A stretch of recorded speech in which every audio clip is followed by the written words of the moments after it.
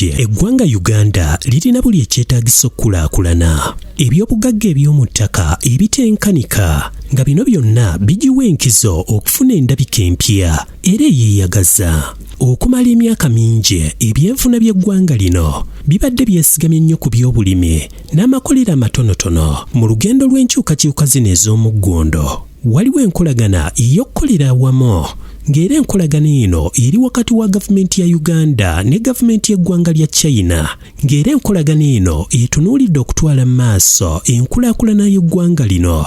Enkolagana wakati wa Uganda n'eggwanga lya China eyongedde amaanyi mu kutumbula eby'okuzimba amakolero mu Uganda, nga twesigama ku bukugo ne sipiidi eggwanga lya China kwe likulaakulanira mu by'amakolero, ate n'okwewaayo kwa Uganda okulaba nga yeetongola oba okulaba nga yeeyimirizaawo mu byenfuna. Uganda lyerimu ku mawanga agalina abavubuka abangi ennyo. Omuwendo gw'abavubuka gukulira ku sipiidi ya 3.7 ku buli 100, ng'era 7.8 ku buli 100 eby'abavubuka bali wansi wa myaka 3.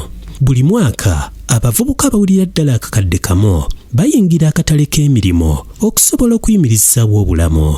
Enteekateeka y'okutondawo ebibangirizi bya bannamakolero kye kimu ku biruubirirwa bya gavumenti ya Uganda okukendeeza ku muwendo gw'ebyamaguzi ebiggyibwa wabweru w'eggwanga okuyiibwa akatale ka wano, kyokka ate kyakuyamba okwongera ku muwendo gw'ebintu Uganda by'etunda ebweru waayo. Enkolagana wakati wa Uganda ne China eri mu ntabiro y'enkyukakyuka mu byenfuna by'eggwanga Uganda. Uganda also encourages industrializations. Our industrial parks has been playing a very good role in providing new employment, in the localization of the industries, in providing affordable price of products. So we hope that the investors will come to Uganda to invest in these areas and to provide more high-end manufacturing products to the Uganda market. Ekibuga ky'Ekapeeka kyali kyesudde wala nnyo n'ekibuga, kyokka we lutuukidde olwaleero ng'ekitundu ky'Ekapeeka kikulaakulanidde ddala. When I came here, it was not that easy because the place was remote, and now we can see new developments, like people have built, people have created shops, people have constructed homes. It was difficult to get rentals, but right now you see most development are there, like rentals. You can find it easily, and people are still building. Back then, when we used to have injuries at work, we used to run to Chiwoko. Chiwoko is around 34 kilometers from here. It will take you an average of 50 minutes to rush to that hospital. These days, the health centers have stepped up. Availability of water, the reservoirs have been improved, and we have constant supply. Power is steady now. That is courtesy of the factories around. Abantu okuva mu bitundu by'eggwanga eby'enjawulo kati beeyiwa mu kitundu kino okusobola okubaako emirimu gye batandikawo, nga kino kisobose olw'engeri ekitundu gye kikulaakulanyeemu, nga bino byonna byesigamizibwa ku kibangirizi kya bannamakolero. Shadia Nampijja ajjukira bulungi ekirabo ky'emmere maama we kye yali addukanya, nga kino kyali mu mbeera mbi nnyo. Bukedde yali alina ka restaurant akatini buno obw'obubaawo kaali eri wansi Kapeeka Central. Engeri gye kiri nti mufumbi mulungi, yafunanga ba clients ab'ebbeeyi abanene, kati n'alaba nga takyasobola kutuuza bantu abo mu kafo ako. Ekitiibwa kyabwe kye baliko tebakyasobola tuula mu bufo butini. N'afuna idea eteekawo restaurant eno.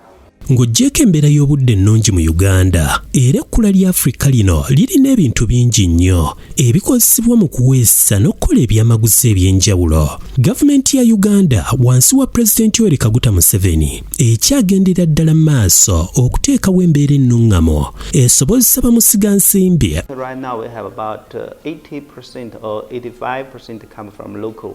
We buy from local quarry, stones, and also science, colonies, some mines from local people. And also Uganda is also good location. There's many neighbors like Kenya and Congo and South Sudan, even Tanzania. This location is good for business. And also this policy for investment. Investors come find the land and also give many supports.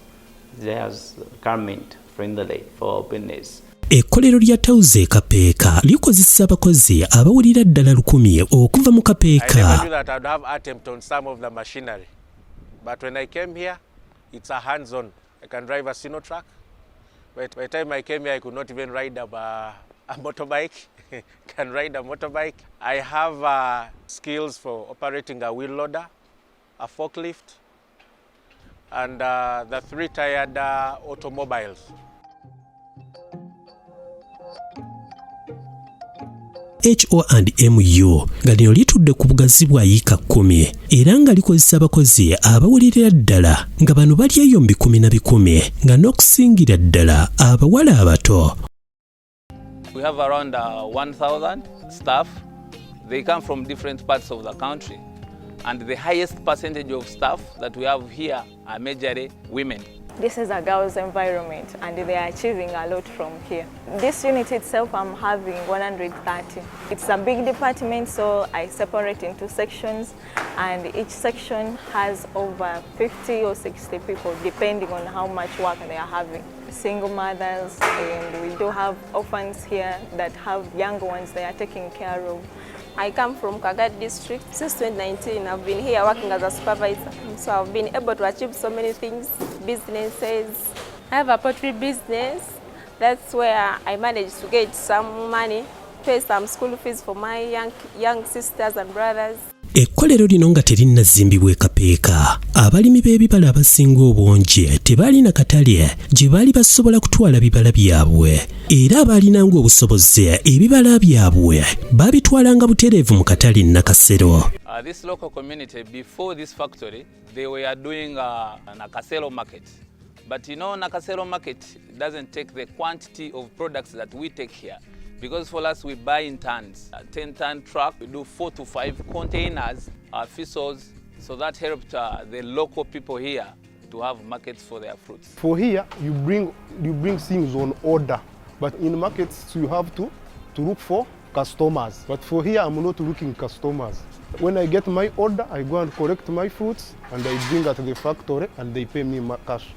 But in the markets, things are very hard. I've been able to achieve a lot of things. I got my property and I got my house, and I'm paying school fees for my siblings, and I can say my family is doing well because when they call, I have money, I just transfer.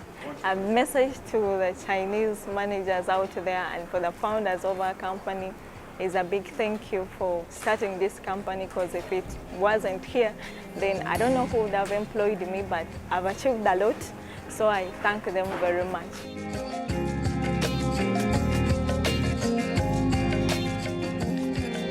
Ekibangirizi ky'abannamakolero ekya China-Uganda Industrial Park kitudde ku bugazi bwa yiika 620 kikozesa abantu abulira ddala. I can't imagine where the 6,000 youth would be.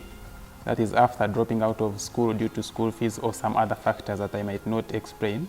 70% of them being female, because most of the work that we have here is light work. For example, textile. I had wanted to go for nursing, but because of school fees, I stopped in senior 4. So I went for a tailoring course. Again, I did not complete that tailoring course because of fees again. I stayed there for 1 month. I did not learn all the skills, but when I heard about this company, I came here and I started working with them. I now know how to stitch the wolo trouser and all types of trousers of men I can stitch, and also skirts. I know how to do it better. Akelo Stella nga maama w'abaana 3 kati alina obusobozi obulabirira famire ye oluvannyuma lw'okufuna omulimu mu kkolero lino. Ono yava mu disitulikiti ya Kuomi mu mwaka gwa 2018 n'ajja nga anoonya omulimu. In 2018, I joined in Industrial Park.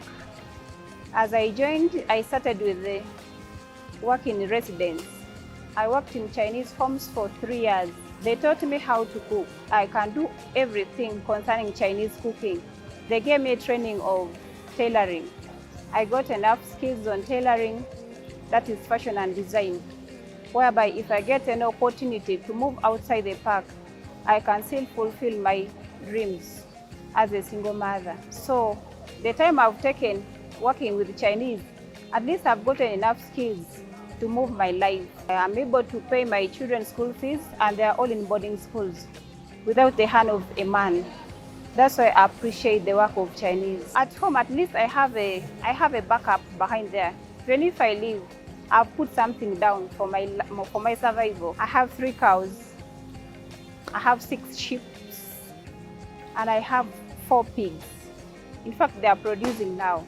Abo abatalina bukugu balina okusooka okutendekebwa nga tebannaba kuweebwa mulimo n'ekigendererwa eky'okkakasa nti batuukagana n'omutindo. Mu makolero gano buli muntu akola ekintu ky'alinamu obukugu, era ekintu ekibeera kikolebwako nga tekinnaba kuggwa kiyita mu mikono egiwerako nga gy'abantu 30 nga buli omu agenda akyongerako omutindo. Number one is we train these workers in the workshop. Normally when we hire a new staff, we'll give them 1 to 3 months to train them. We'll use some experienced ones or some Chinese technicians to teach them the work that they're supposed to do. But within the period of training, they're paid. My supervisor is Chinese. He had to train me about the mobile phones, starting from assembling point A, the last line of packing. I can assemble a phone, I can repair a phone. So I gained the skills of being a technician. I can also train others. I know how to assemble the TV, I know how to repair, and in case of any defective product, I can also identify where I stayed. In case if someone, his or her TV got spoiled, I can go and repair. After this one, I want to go out. I also set to my electronic shop, be selling the TVs as well as phone. Even repairing, I need to also to train the other children in the village in how to repair the TVs. I was schooling when I was in Bukedde, and due to shortage of fees, I dropped out. Is why I came here to look for work without any experience. I started learning this machine. It is not only one type of a machine I've learned from here, but I've learned several machines. And I've worked on machine for some 2 years. Ng'oggyeko okufuna obukugu, ezimu ku ssente z'afuna Opia aziweereza mu kyalo okubaako bizinesi z'atandikawo. In a day, actually I can make 800, 700 above. Like I have 2 tables of chapati. Then like my mom buys this dry fish and sells. That I got from this very work I'm doing up to today. Laurent Zang wamu ne Wataka Jacob ssente wa LC esooka basanyufu bya nsusso olw'ebyo ebituukiddwako.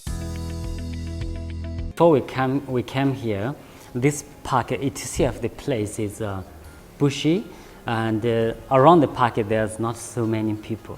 But nowadays when you walk outside, you can see it's a very busy community. Okay, the advantages is that it has reduced the youth unemployment.